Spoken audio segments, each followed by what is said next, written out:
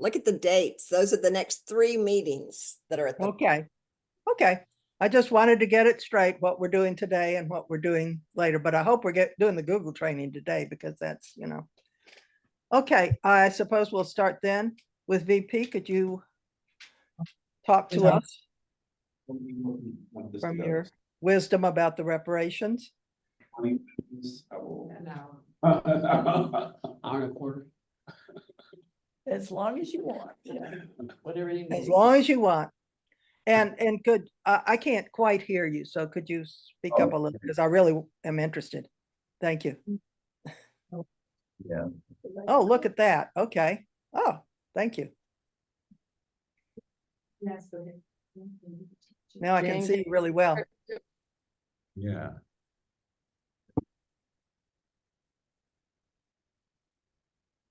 Well, I'm really happy that you're interested in this, in my particular take on reparations. You know, I've been working on it for time. Yeah, we are very interested. And in your take on it. yeah, and I've been working on it a long time, and Yes. and I'm just, it's one of these things that you know, as a historian and, you know, and a scholar, you start out with ideas and research and theories and interpretations and those kinds of things. And then you hope that it will eventually become moved into the mainstream. And and when I started publishing articles and things on the reparations issue. Now you have to keep in mind this, we're talking about 20 years ago. 20 years ago, you know, I'm celebrating the 20th anniversary of the publication, which is next year, of Mary Frances Berry's book, My Face is Black is True, Callie House and the Ex-Slave Reparations Movement.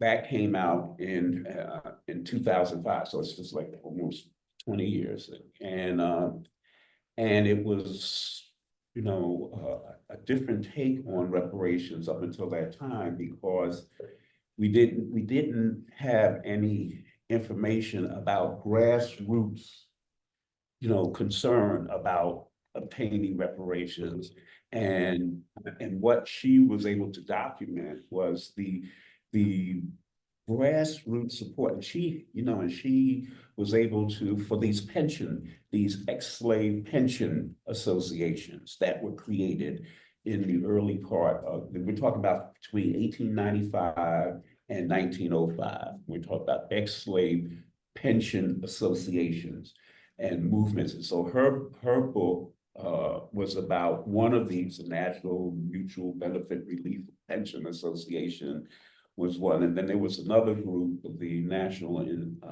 Industrial Commission. And these are Black groups that form around the idea that the formerly enslaved people should have pensions. They're old, they were getting old by the end of the 19th century.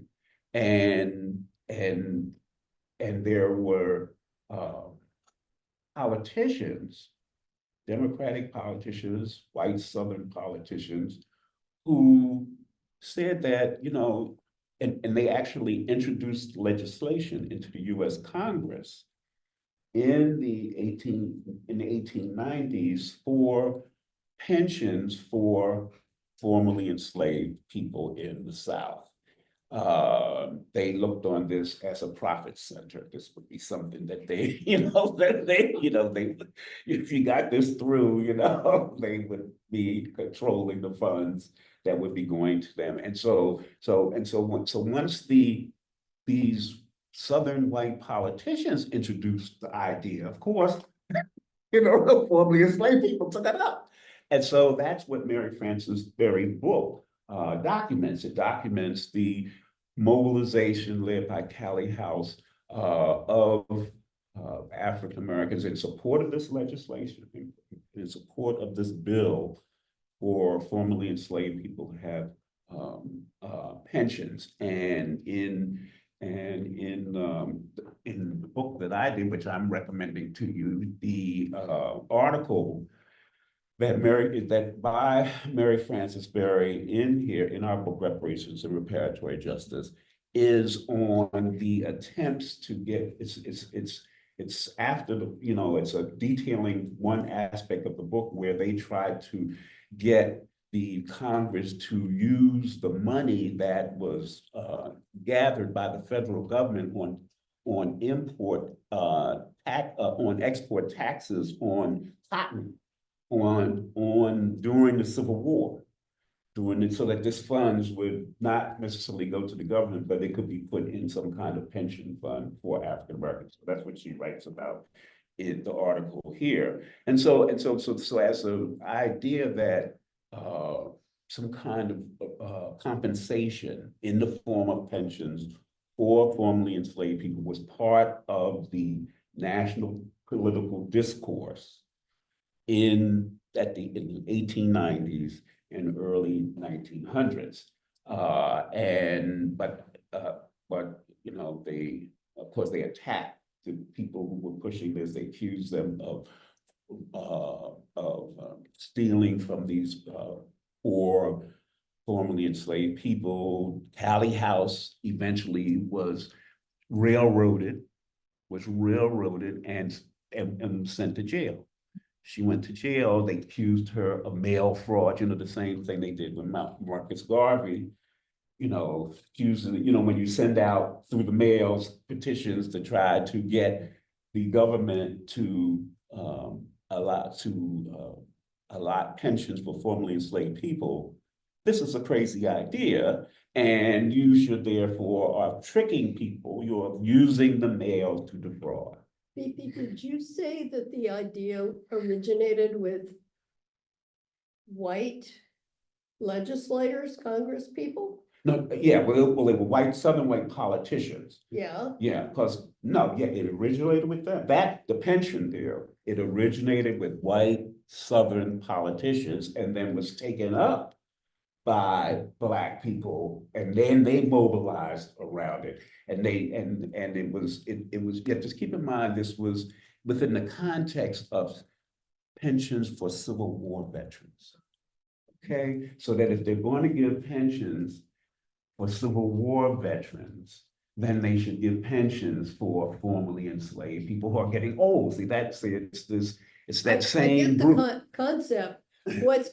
What my mind is going crazy about is the politics of that and where the opposition was coming from. If the white Southern politicians were for it, who was against it? No, it was. But why didn't it happen? Yeah, right. It wasn't very much there wasn't very much political support for it. It was because they viewed it as a run on the federal funds and all of that.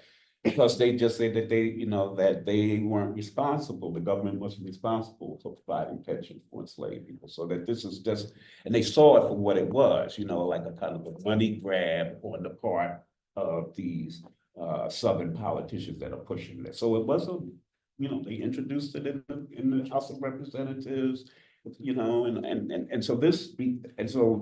so when these white politicians introduced this legislation, the mobilization was to provide funds to support the passage of this legislation. And you had political parties organized, with this around this as an objective to get the federal government to provide these pensions funds for formerly enslaved people. So it was, yes, the Southern politicians were the ones behind it. But it grew, the idea grew among African Americans. And then when the African Americans took it up, they were attacked, saying that this was fraud. They were engaging in fraud and collecting money and getting these. That part again. Right. Consistent with the way things happen. Right. And Tally House ended up in prison. And so that Mary Frances, and so I did a symposium on the book. I have a symposium on her. It came out in the summer of 2006. And I'm gonna pass this around so you can see, you know, Darlene Clarkine, James Turner at Cornell, Darlene Clarkine she was at Northwestern, and Darrell Scott, who was at Howard, and then Mary Frances Berry, you know, had a response to it in this special. So this is I set this in motion because what happened was there was a plenary session at the Association for the Study of African American Life and History on the book, and so when it first came out in 2005. And I asked the participants in the plenary session to write up, you know, to participate in this symposium. So that Send it that way. oh, I want okay, to get it last. okay. Yeah, so you can, and then, right. And so that's kind of a grassroots kind of movement.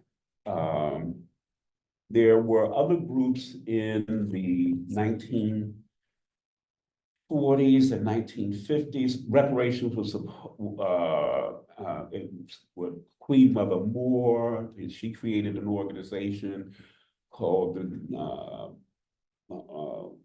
African Reparations for People of Africa, for formerly enslaved people.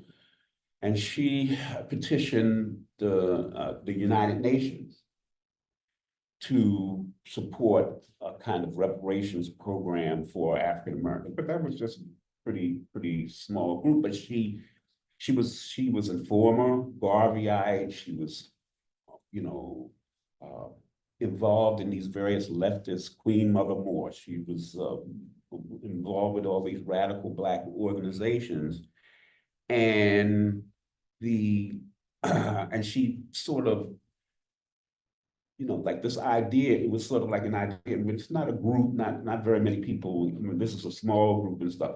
But what happened is that one of the people that she influenced was James Foreman. James Foreman of SNCC, who was the chairman of SNCC.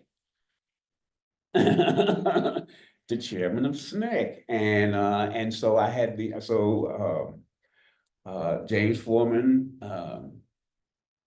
I mean, he was a follower of hers, and so you had this National Black Economic Development Commission, which was a group of Black organizations that were interested in Black power, and they were Black power supporters, and so this is the late 1960s, and they wanted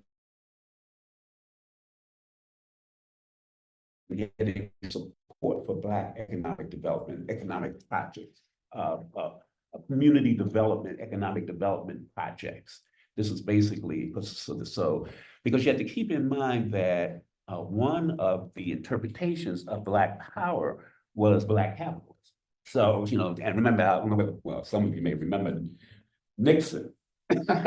Nixon embraced the idea of Black power if it was associated with Black capitalism, and so he supported certain, you know, development of certain businesses and things. He provided, you know, support for Black capitalists to start businesses and stuff, corporations and stuff like that. So one aspect of Black power was considered to be Black capitalism, but these groups. Many of these were religious leaders that were part of this Black Economic Development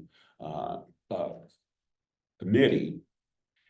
They were interested in figuring out how to provide economic development projects and funds for Black communities. And so they met in 1969, and James Foreman, who has been tutored by Queen Mother Moore, shows up at that meeting and gets them and tries to get them to support his Black Manifesto. And the Black Manifesto was, and so this is in 1969, the National Black Economic Development Committee. And Foreman introduces it at the meeting, and so the article that I sent to you, it provides all the details, et cetera, on how that developed. The key point to keep in mind is that that group did not get any funds for, and they're going to target the churches. Remember, they're targeting the churches, targeting the religious denominations, because they say that though they were the ones that benefited from slavery and slave trading, and so therefore they should provide reparations, and the reparations would be used for Black economic development, the projects, different kinds of projects. And so of course, the famous kinds of incidents and stuff were like at Riverside Church where Informer shows up on Sunday with, with other supporters and stuff and stops the service, and calling for reparations from the Riverside Church and from other Protestant denominations. So it was big deal and incident and stuff. And $500 billion, which is what's what in today's. right. And that was a little Black demands. right. And so the the response was, of course, to reject Foreman and the National Black Economic Development Commission, and say that that we can't come in and demand funds from us, and all of this. But the impact of it was that you had Black members of these denominations. So we talk about Methodist, Presbyterian, Episcopal, even the Black Catholic movement comes out of this Black Power period, this Black Power era. And what happens is that you have the formation of these Black interest groups or Black caucuses for the first time, these Black caucuses in these predominantly white religious denominations. So that's the origin. So whatever, if there's a, Black Presbyterian, Black Episcopal, Black Catholic, it's that they trace it back to the Black Manifesto in the late 1960s as part of Black Power, because that's when those caucuses and groups formed. And once they formed, they supported the idea of Black economic development. And what they did was they appealed to the leaders of these various religious denominations to support Black economic development through the support of different programs and projects that sometimes the church had already been involved in. Sometimes you had these Black ministers within these churches that had programs and activities and projects and stuff. And they used the Black Manifesto, et cetera, as a way to leverage more financial support for new and ongoing Black economic development projects. And they tended to be sort of like housing projects, community centers, and what do you call them? Like they're, like these, like shopping centers, that are not in mall, but like, Smaller civic centers. yeah, right. Like a strip shopping center? Yeah, like shopping centers, et cetera. In other words, they would put forward specific economic development projects in particular neighborhoods. And they would come to these denominations, to these churches, and ask them to provide support for the development of these projects. One of the ones, for example, the one that I knew about and participated in was Progress Plaza in Philadelphia, with Reverend Leon Sullivan. And this came out of, and it was a whole shopping center, that came out of the protests and the Black power, but it's also Black capitalists. These are Black capitalist economic enterprises and stuff that they're supporting, and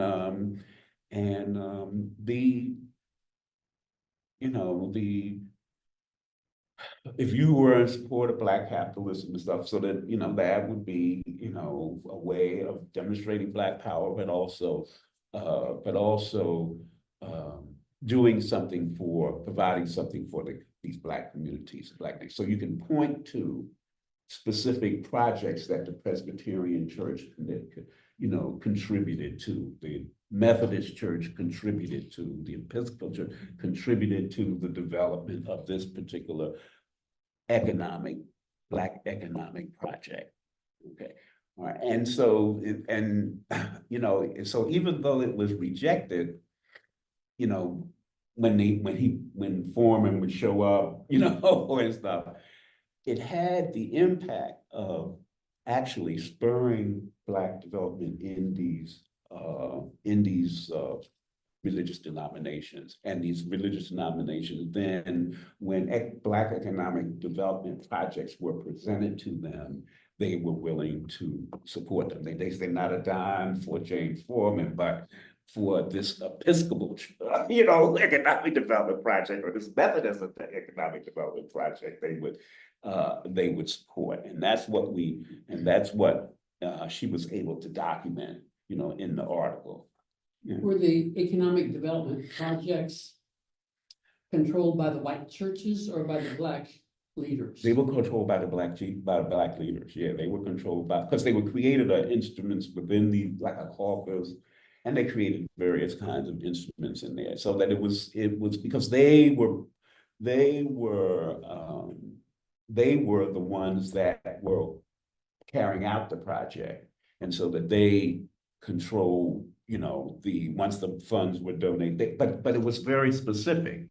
It was for a specific project. It wasn't as if, and you have to keep in mind that these are Black congregants in these denominations. Yeah. So these are people, so they knew these people, and they were influenced. It's like the whole Black Catholic, like they were influenced by power, and they were already in there, but then they made these demands on them. So it wasn't as if these were outsiders, as was the case with someone like Foreman. And would you say that the Black Manifesto within the churches took Black organizing to a whole different level? Yes, with the creation of those caucuses. Yeah. Yes, with the creation of the whole Black Catholic movement, it came out of this And This Black Power don't movement. we have a union of Black Episcopal? Look at the date. When did it start? 1969. Right. It came right directly out of this movement.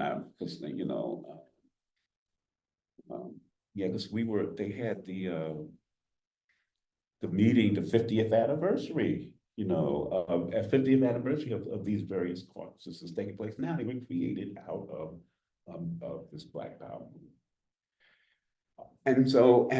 All right, but then of course you get the backlash. So you have to keep in mind that you have that when you look at African American history, it's these forward backlash, forward advanced backlash, forward backlash, and of course we are experiencing a backlash, right now.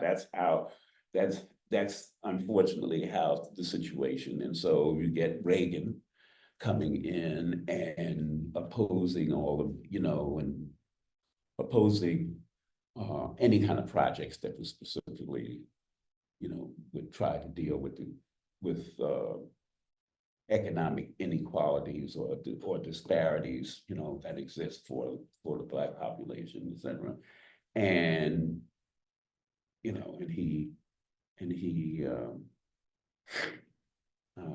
he shut down a lot of projects and programs and stuff that the federal government had been funding in neighborhoods and communities around the country and stuff.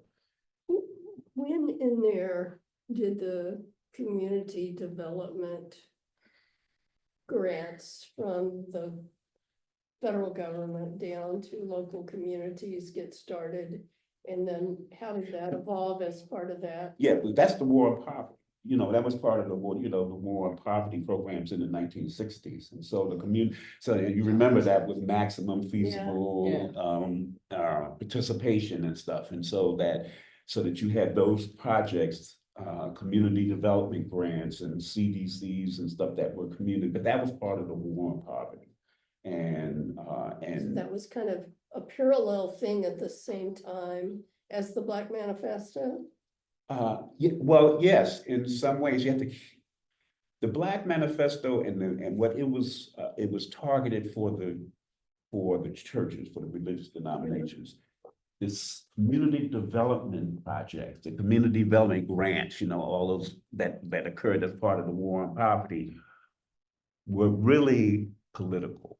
You know, they were used to create a political base for Black politicians in these cities, in the usually Democratic, but they were more politically oriented, and so that the individuals who developed these community development projects that were funded through the war on poverty, et cetera, but they usually became politicians. They usually became Black elected officials. So that there's a direct line between those. And so whereas this was the Black Manifesto was specifically for religious denominations, but you also have parallel, and of course that was shut down, you know, by Nixon. So that's, you know, even earlier and stuff. And so that's, you know, that's part of the backlash and stuff. And so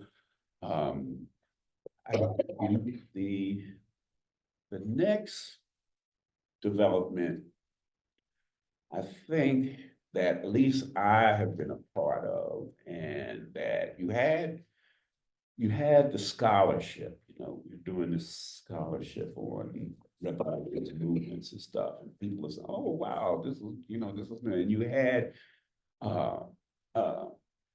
the National and COBRA, National Association for Blacks for Reparations in America, and COBRA. COBRA is, so this is late we're talking about 1987, and you had, and where did in COBRA get, you know, where is this coming from, you know? Well, it was when the Japanese Americans got reparations for their internment during World War II. That was under Reagan. And that reparations were paid to the $25,000 each for the surviving members, someone that was interned in those what they call concentration camps during World War II. So they said, well, if you're going to give reparations to the Japanese Americans, then there should be reparations for that. So this is a direct relationship. And so John Conyers' bill, HR 40, is introduced first in 1988. And COBRA is the group that pushes it, supports it, and develops branches and organizations and stuff around the country trying to push the idea of reparation, but really supporting HR 40. Okay, and so Conyers introduces it every session of the legislature from like 1987, 88, and he introduces it at the beginning of every session so that it will still be HR 40, so that it'll have the same number. So he introduces it at the same time for every session of Congress.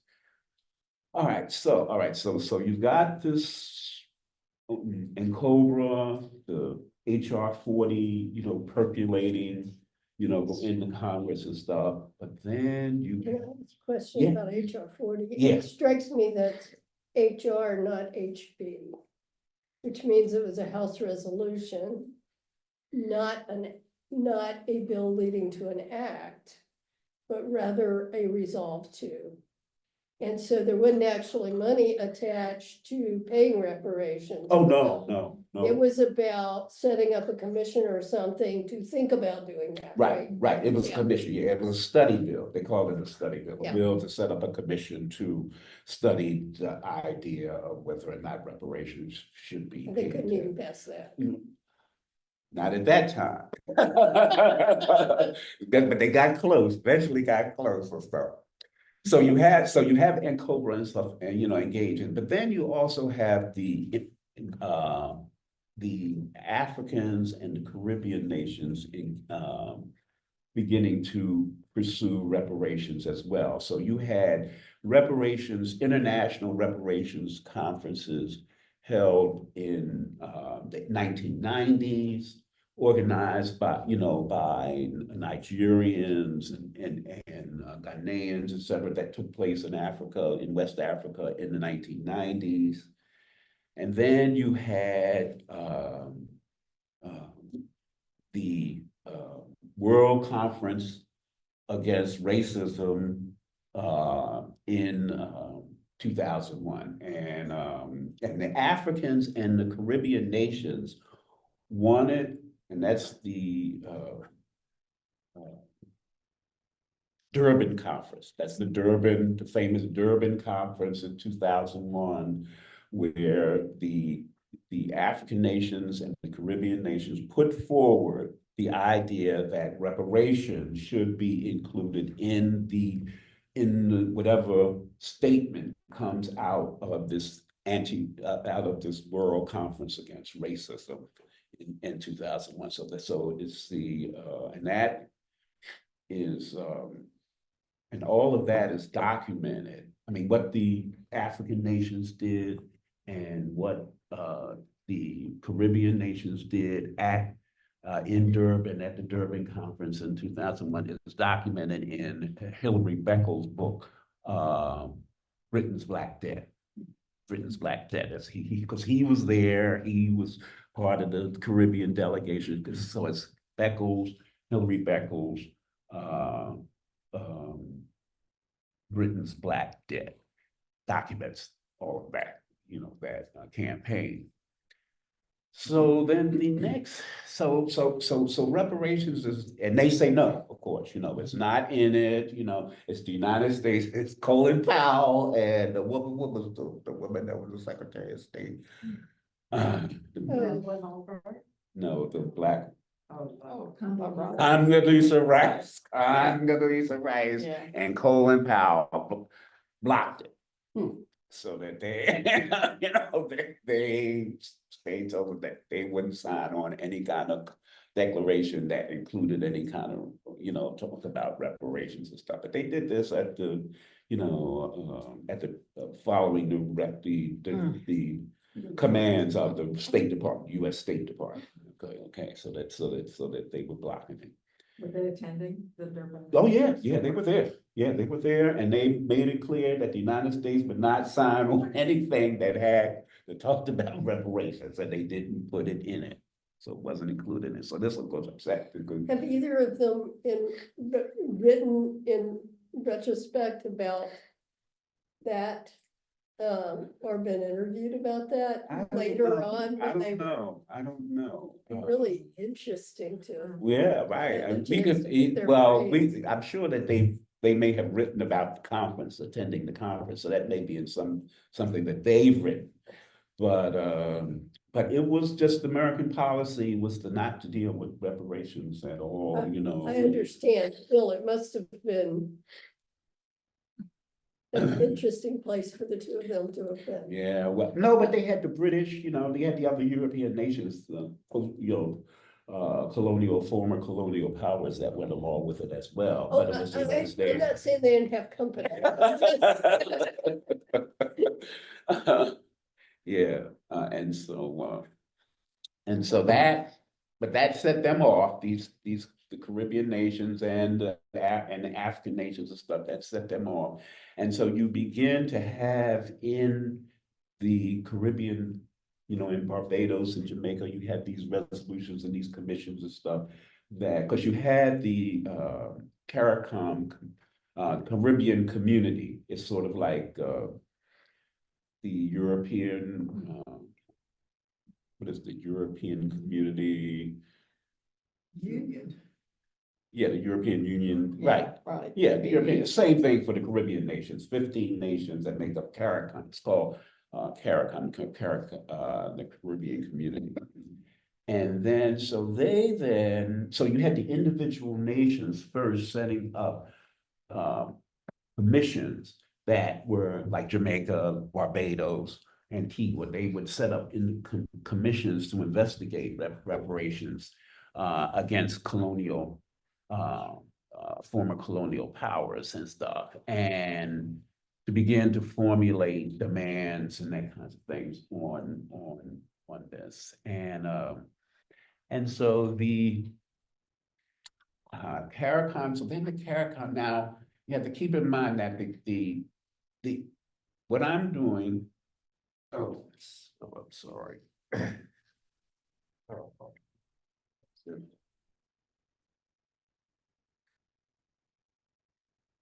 Prescription.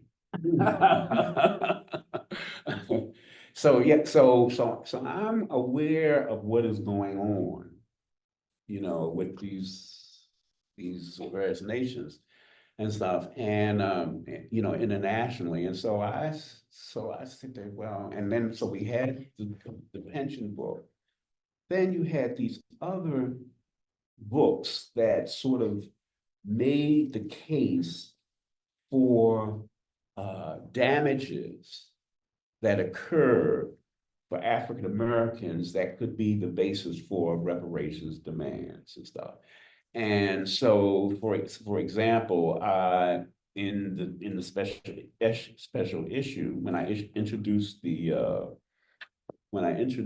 call for papers, I issued a call for papers. My call for papers for this special issue on reparations was winter of 2009.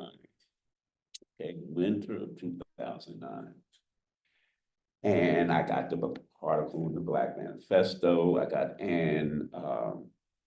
There's an article on the National Industrial Council and National Liberty Party, which was another ex-slave pension group organization. So there's an article on that group and the Black Manifesto, and then the article on Detroit, on the church in Detroit that I sent to you, which is really very fascinating. I think and stuff.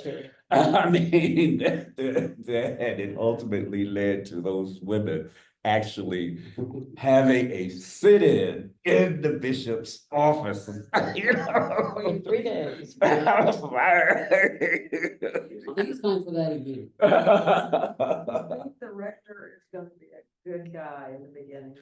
Right. He ends up being neutral. Yeah, sort of neutral and stuff, not pushing it and stuff, but it's like a case study. It's a case study of how, a wealthy church, responded to the Black Manifesto, to that demand of reparations. I could just, every sentence of that, I could see Trinity.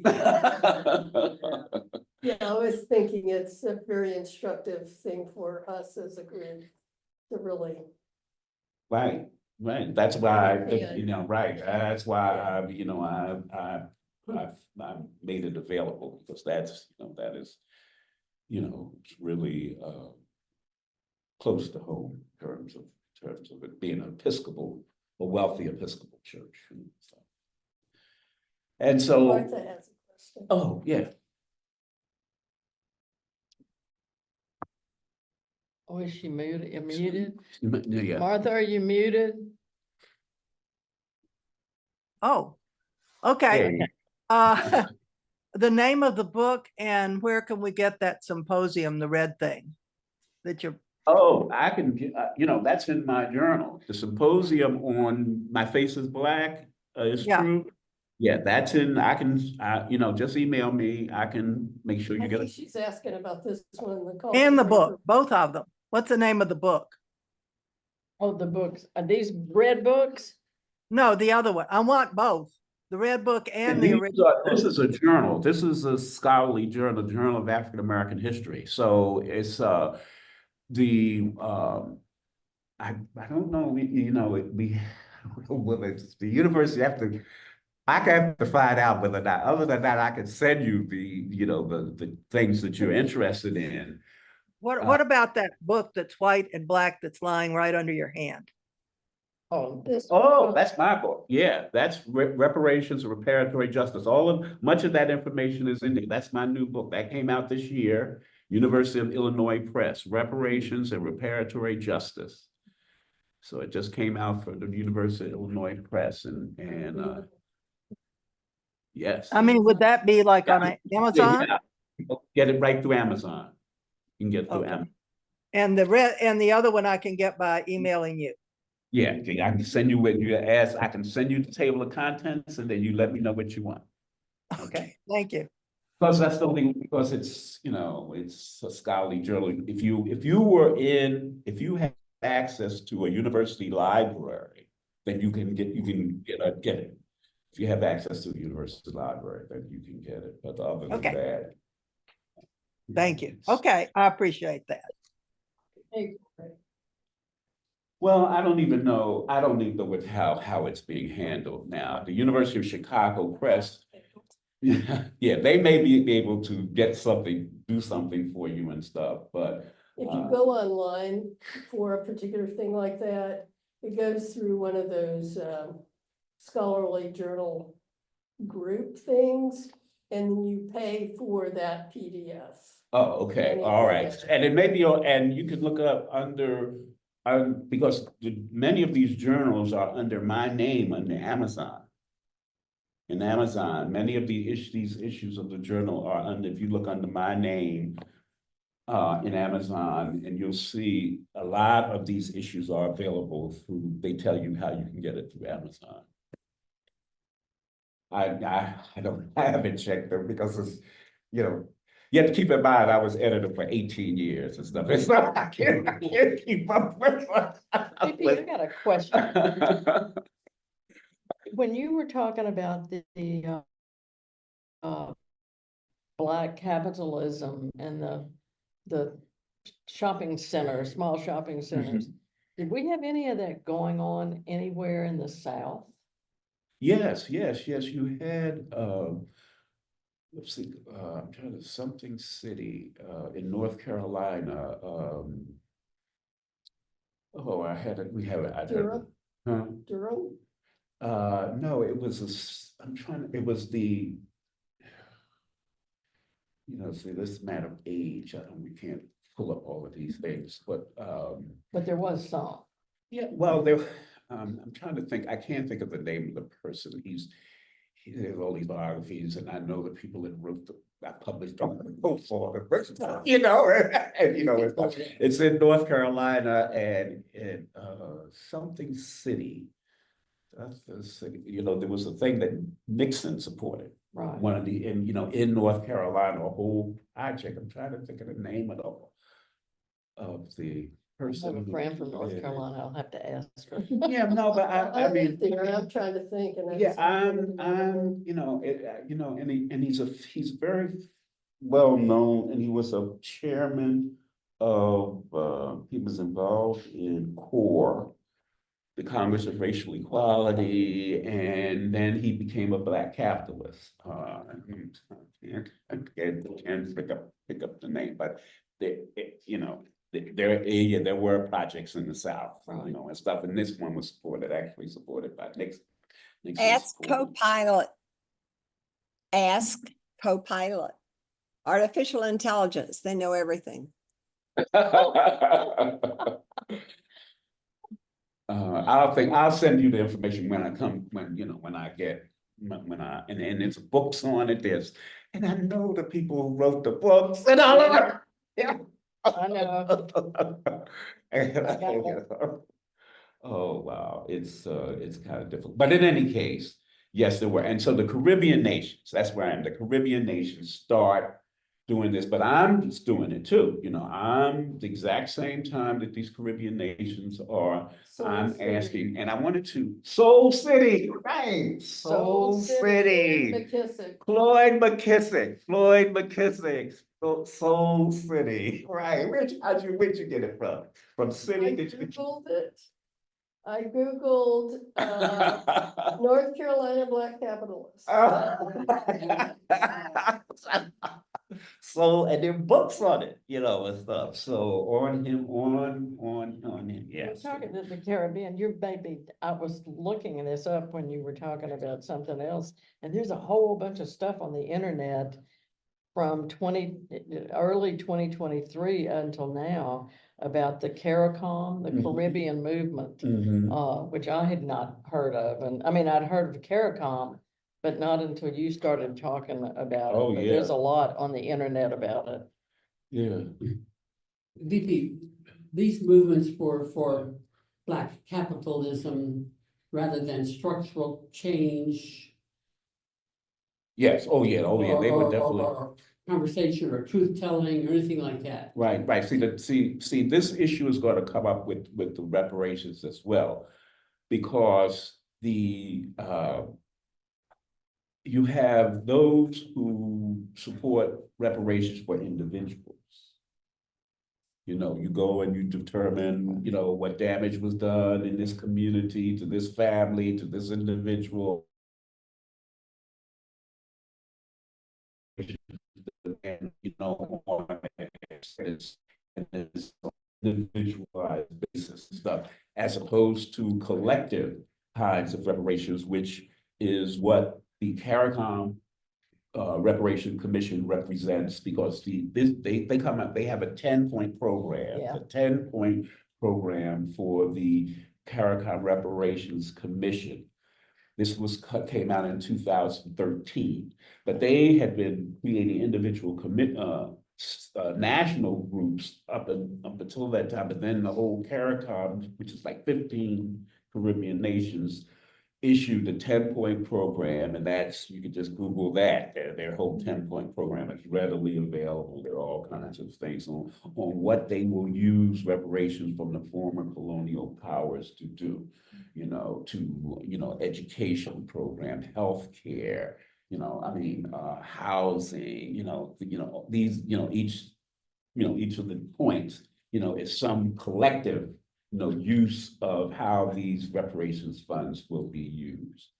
And so they came together and created this CARICOM Reparation Commission, and began these negotiations with these former colonial powers. And they've gotten various kinds of response, the British, say that, oh, we're going to give things, but not for reparations. And these Swedes have been very supportive. The Scottish government has been very supportive of, developing specific kinds of reparatory justice projects with the Caribbean nations. But overall, they're resisting it and stuff. And so what the CARICOM nations want to do is take it to the World Court, eventually, to have it be something that would be litigated through the World Court, and stuff. So that began. The commission came into being in 2013, and but my special issue came out in 2012. And so then I had been very much aware of what they were doing, but this is all African Americans. And you have to keep in mind that the areas that I document in terms of the reparations and stuff is the exclusion, the confiscation of Black properties, and with the mob violence. Just think in terms of Tulsa massacre and that kind of thing. So it's the, but you had the one in Florida, and that Tulsa, Wilmington, yeah, they're trying to do something about the Wilmington riots. So that's one aspect of reparations for African Americans associated with these massacres and mob violence and all of that, racial cleansing. So that I have a whole discussion of the places where African Americans, what is really interesting in terms of Tulsa, you know, John Hope Franklin, you know, he testified us because I worked with him. He was my advisor, you know, at the University of Chicago and stuff. And he was tended to be pretty conservative, you know, over the years and stuff, you know,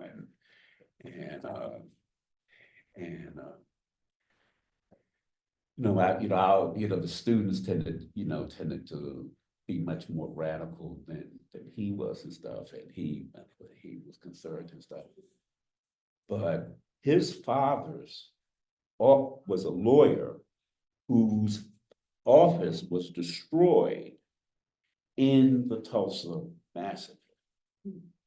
And so when they started making these demands and holding these hearings and stuff, he then was involved because he was directly affected by the destruction of his father's property as part of the Tulsa massacre. Okay, so that's one area that I focus in on,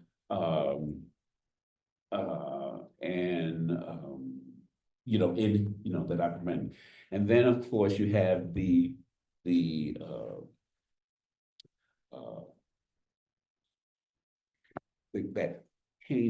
redlining.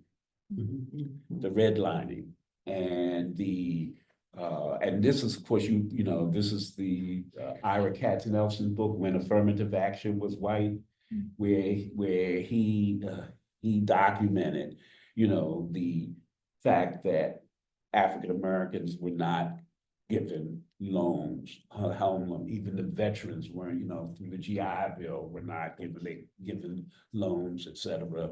And so, so the redlining is an example, is an area where a case can be made for collectively, trying to provide support for housing for African Americans because of the disparities that exist were perpetrated by the government. The government, so that's another area that is documented, and Ta-Nehisi Coates' article, which came out in 2014. That was a wonderful article. When it came out in 2014, he had a copy of this. Which Did came he out in really? 2000. I sent it to him. Yeah. I sent it to him because he was a journalist and I was aware of his work, and I sent him a copy and stuff. And the topic that he dealt with in terms of Chicago, remember in his articles about the Chicago and the housing and the buying the homes on the installment plan, and and the block busting and and all of that, which he focuses in on. He details that. Well, that is in here. Because it was in this book called Family Properties, Race, Real Estate, and the Exploitation of Black Urban America. It's by Burl Satter. And her father was a real estate agent in Chicago who tried to deal with this problem, and so she then wrote a book about it, and the book is reviewed. A long, detailed review of it is included in this special issue, which was sent to Ta-Nehisi Coates. And so you'll notice in the introduction, when you if you get your copy, we'll say that, oh yeah, Toddy, I point out that that I had written about this, I published this and sent it to Ta-Nehisi Coates and stuff is in here. I made sure that it would be in our introduction. Let me know where you got that.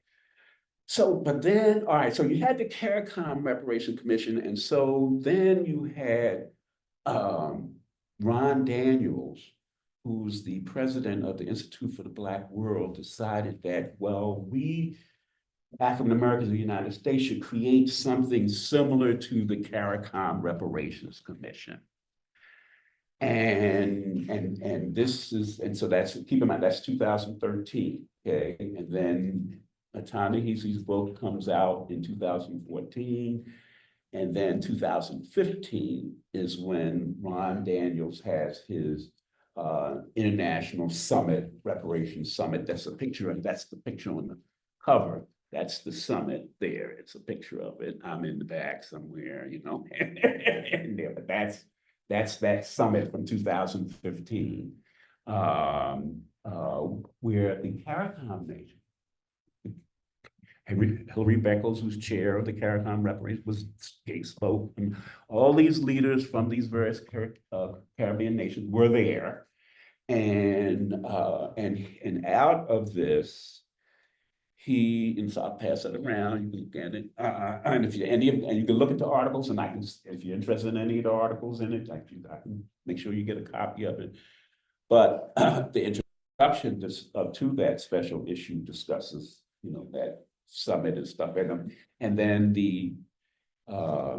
and then in reparations and reparatory justice, we have the call for the summit. Ron Daniels' piece is the first one in there. And then the second piece is from Jesse Jackson, who gave one of the keynote addresses at there. And then the third one is by Danny Glover. The third article is Danny Glover. And this is here in New Orleans. This is where we had the reparations town hall meeting here in New Orleans, and Danny Glover came and spoke at Southern, at SUNO, and this is his speech. This is from his speech that he gave at SUNO in 2017 here in New Orleans. Danny Glover's speech was there.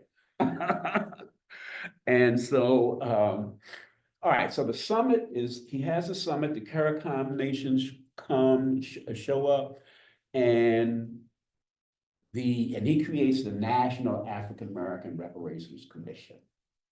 He creates the National NARC, referred to as the NARC, National African American Reparations Commission, comes out of this summit that was in New York in 2015. And and I was there, and then there was a call for an international reparations conference that took place at the University of Edinburgh in Scotland. And so that was an international conference, so that the special issue, the two guest editors for that special issue on international reparations campaigns were the conveners of the conference at the University of Edinburgh in Scotland. And so she has, yeah, you have a question? Oh, yeah. You're muted. Thank you. So I've looked at some of the materials you probably sent or wherever about the 2015 International Summit that was held in New Orleans, which was a really, really big. 2017. Okay. 2017 in New Orleans. Thanks. 2015 it was in New York City. Okay. And it was such a big, big deal with so much publicity and so forth.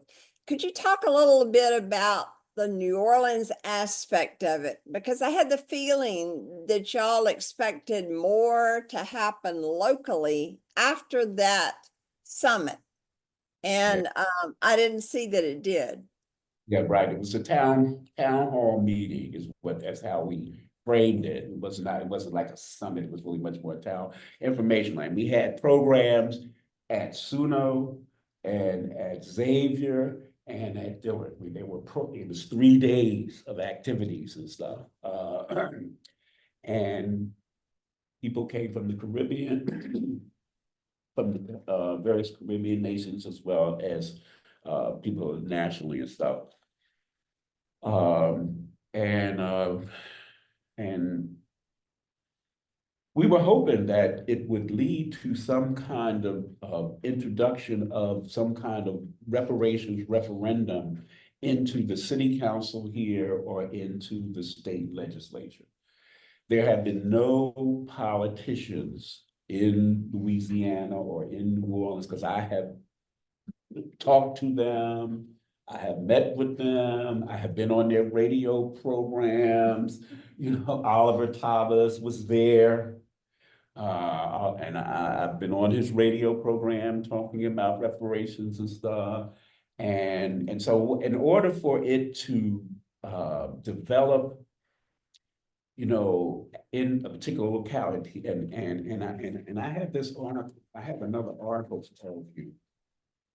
Because there are all of these cities that have created these reparations committees that are, of course, you have Evanston, where they actually have given out about $10 million already in reparations to people who can demonstrate that their family was living in, were trying to buy a home in Evanston before 1969 and stuff. So they actually have been given out. And there are all of these other cities and towns and stuff that have formulated these commissions. And what I have for you is from last week.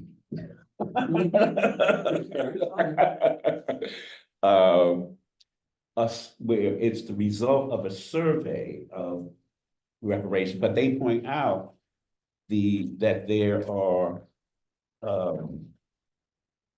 let's see, 23 cities and states. 23 cities and states have these reparations. This is the latest,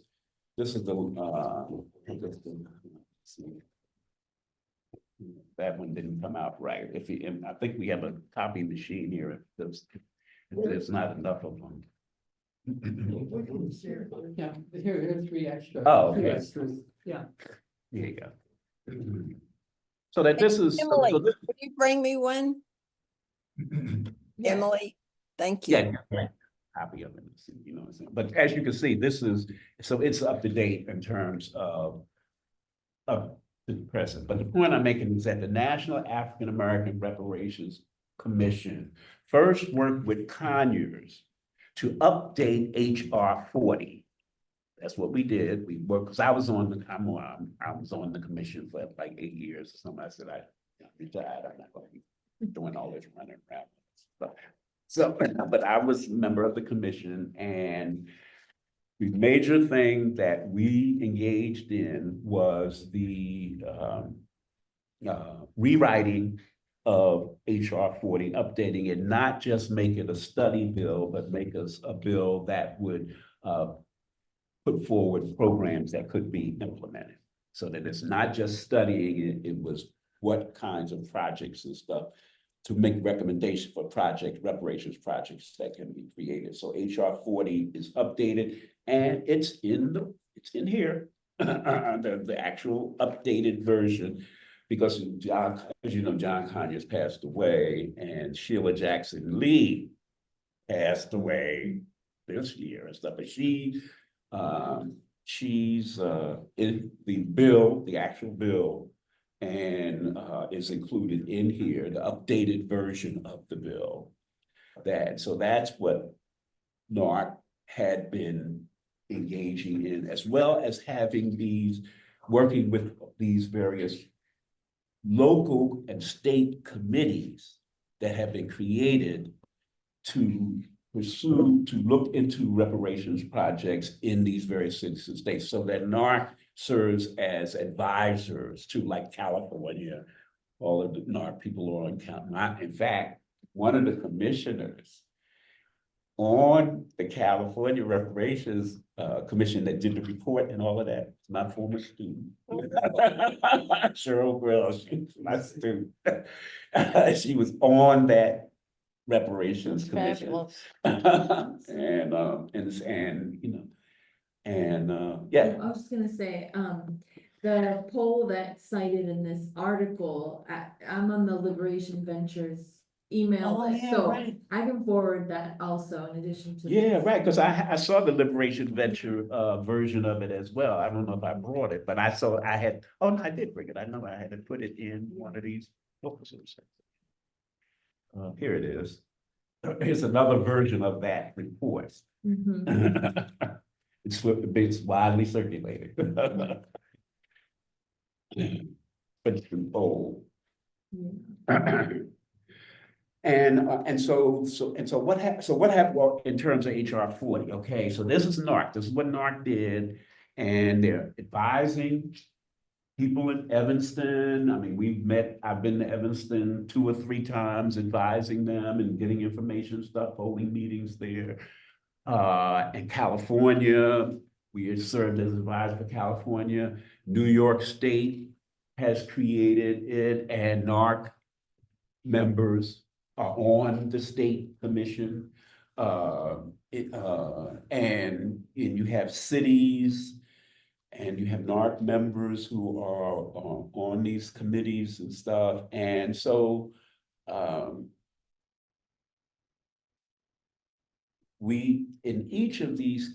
in most of these places where you have legislation, some kind of legislation pursued, you had some politician who was willing to stay, take the lead and introduce it. For example, we know about, when you look at California, you say, okay, how did Shirley Weber?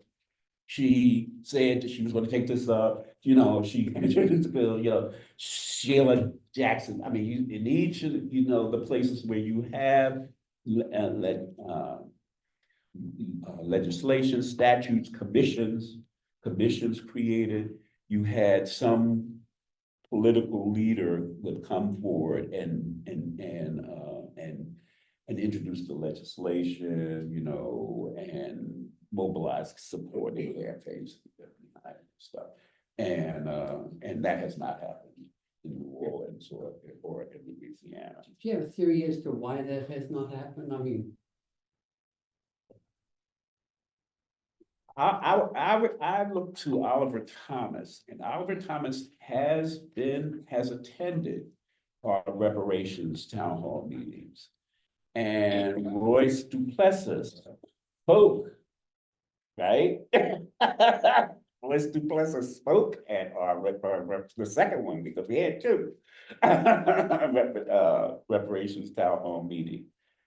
But it's not something that they, is it just politically too risky? maybe evidently that's what they Yeah, think. that's what I That's what think, they think. but- That's what they. Anybody running for anything needs white, well, even, it's not just white votes, there are, there are African-American people that are. Well, it was a dumb question on my part. I knew the answer, but I just think it's important to state that. Right, but So I think there may be another reason too. And that is a sense of the enormity and the globality of what reparations are needed for. It's the exact same thing that leads, in my view, local politicians to champion addressing root causes for criminal legal system stuff, but never have any concept of how to do it. And consequently, they throw a little bit here and there, and they're done, and nothing really comes of it. So I think there's a lot of inertia because of the sense of the enormity of it too. Yeah, well, all I can say is that NARC has been advising committees in all these different cities and states and stuff, and serving on these committees and stuff to come up with, and the California stuff is just report and stuff. It's like 1,000 pages, and stuff in terms of documenting areas where there was discrimination and stuff, and then because the discrimination leads to disparities. The goal is to repair some kind of damage that we're documenting. This is the damage that was done. These are prescriptions for interventions or to try to deal with it and stuff. And they're individual cities, and I think that in terms of what you are interested in doing, the model would be more like the Virginia Theological Seminary. That would be much more along the lines that you identify specific things that are associated with your denomination, with the Episcopal Church, and and et cetera. And then you say, okay, these are the kinds of projects and programs and stuff that we identified, the damage that was done, and the advantage, the benefits that accrued to this specific denomination, and that the denomination then can have the advisory committee that would then say, okay, these are the kinds of things that would make some kind of change, some kind of improvement in a situation and stuff, that we could say that this is. Let We me say, ask you this, VP, because that was my thinking when I heard and you were there, the Virginia people come down here and talk about, I was so impressed. But then when Mary and I went to the conference, Catherine Meeks, was that her name? Mhm. She said this is an individual model, and it's quite a misuse of reparations. no. And so, No. yeah, I wanted to get your take on No, that, no, no, because well, she was no, very it can critical. be, no, because see, the thing is that you have to keep in mind that a lot of these, the original reparations lawsuits are about individuals or about individual schools or something like that. It's Citibank. All right, this came out. I'm reviewing this for a journal, The Wealth of Slavery, a case for reparations. It just came out earlier this year. And it's about Citibank, the Bank of America Bank. I mean, these are very specific, things. So we say, you can do it like a state, like California, or like New York, or like New Jersey, or, that Illinois, Chicago, they all have individual things that they can define that were done in those places that damaged African Americans, that contributed to the disparities, that there's need of repair, and they're going to come up with certain specific kinds of strategies and and approaches to try to deal with that, and can say that we're trying to repair this damage by investing or by supporting this kind of project. So if Virginia Theological Seminary came up with theirs, there are individuals that can make reparations demands as well. So, you can't just say that it's. But we also heard that they started out giving the individuals $2,000, I think, every year.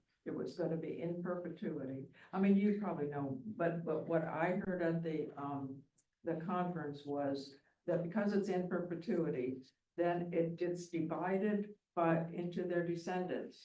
And pretty soon it's like $50. Right. Well, that's one model, one example and stuff. But to say that it's not, it's distorting reparations, is, because it's. Yeah, I'm they're- glad to hear your perspective on it. So you're saying you can do it any of those ways. And then you also have to think, and this is why we titled our book Reparations and Reparatory Justice, because there are all kinds of projects, individual projects that, because I was remember with Reverend Bacon, with Ed Bacon, I said, no, environmental justice campaigns is a reparatory. You're trying to repair the damage that has been done to the environment.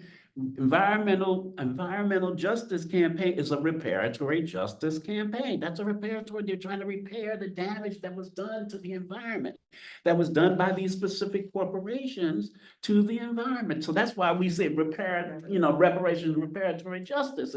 So to say that it's some distortion of what reparations mean and can be, because as I point out as we point out in you talk about climate reparations, you have books on gay reparations. There's this book, on because gays were attacked and killed, etc., in Germany, in Italy and stuff, and they documented these, and they said on that basis. So you can just, and I cited in there.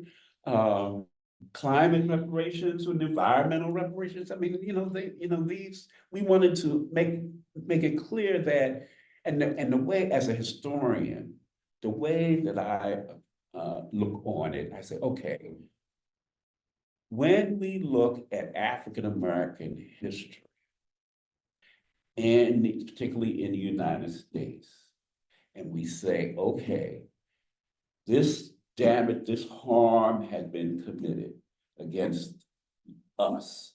And we are going to mobilize resource and campaigns and organize to try to deal with it, to try to end this injustice or these disparities or however you want to make it. They say, and they say, oh, but what about the other people?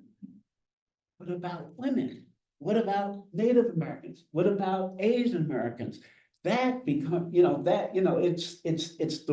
what has happened. This is how it happened. You look at the abolition, we start with the abolitionist movement. The abolitionist movement led to the women's rights movement. I mean, so that in pursuing justice and equality and equity and stuff for African Americans who were enslaved. So that you look at that, all right, that's their situation. So that's kind of the worst situation, or maybe Native Americans or they wiped out altogether. You can't deal with that. But I'm saying that, you say, okay, this was a harm that existed and we're going to try to address it. And in the process of addressing that harm, you then say, oh, there are other harms and that need to be addressed as well. And so that's where the reparatory justice comes in. So that is both true and also a deflection. Well, it doesn't have to be a deflection. No, but often it is intentionally a deflection. So I think it is a political strategy that gets used to derail efforts to accomplish reparations politically for any group. There is what about these others? Right. But the mobilization around getting it for African Americans becomes the beginning of it. And it's not as, and the history is that other groups benefit, and sometimes they benefit more than African Americans. I agree. I'm saying that the people who don't want to give reparations to anybody Yeah, well. use yeah, but what about the other group as a way to deflect and derail any reparations effort? Well, I mean, that's because they're against reparations altogether. I mean, for anybody, I mean, and so, you just have to think, and it's going to be an issue because you got all what's going on now in the Ukraine and, in Gaza and all that, this is an issue so that you can say I'm against reparations altogether, but it's still an issue and it's going to come up and people are going to mobilize around it and have been mobilizing around it and stuff. I hate to break in, but it is 4:30. Oh, I'm And 3:30. we are so lucky to have your wisdom and, your lifetime of interest and knowledge about these issues. I really appreciated this. And I appreciate that you're in our little bitty, group here. And I'm glad you're here. I appreciate it. Thank you so much. That was wonderful. And I'm going to look on Amazon for your book. Get real clear on that last point, because I think it's relevant for us. You're saying, as far as the reparation movement, don't try to shut down discussion about all the kinds of repair that needs to be made. You can say this particular group is working on this kind of repair, but every kind of repair is relevant. But if you have damage, if you hurt, if you have harms that need to be addressed, these are harms that need to be addressed. And so that African Americans, according to the harms that they have been victimized by in this country, and moving on it and getting support for it. And then they say, and then they say, okay, now other groups and stuff that have been harmed and stuff, we have to move in that direction. And so that used to think that the alternative to the United States and capitalism and stuff is socialism. Yeah. And so, that's the alternative. And so we're gonna, that's good, we can support that. But what do you do if that's not working? How you gonna redistribute the wealth? How are you, and you've got this extreme inequality in the society. And so if you're not gonna get it, through socialists, and socialize, the society, what are the other ways that we can begin to talk about some kind of redistribute and deal with the inequality and the damage and the hurt and the harm that exists from the corporate capital? Well, that's what we're trying to do with our little group. Yes. A little bit, like I've said before. We need to just get our group to do what we can do. And if I could change everything, I would go out there and try to do it. And, I think if there are a lot of little groups, maybe something big will come of it, And that's what this is, what is happening. That's what you just get a lot of little groups and stuff, and the situation,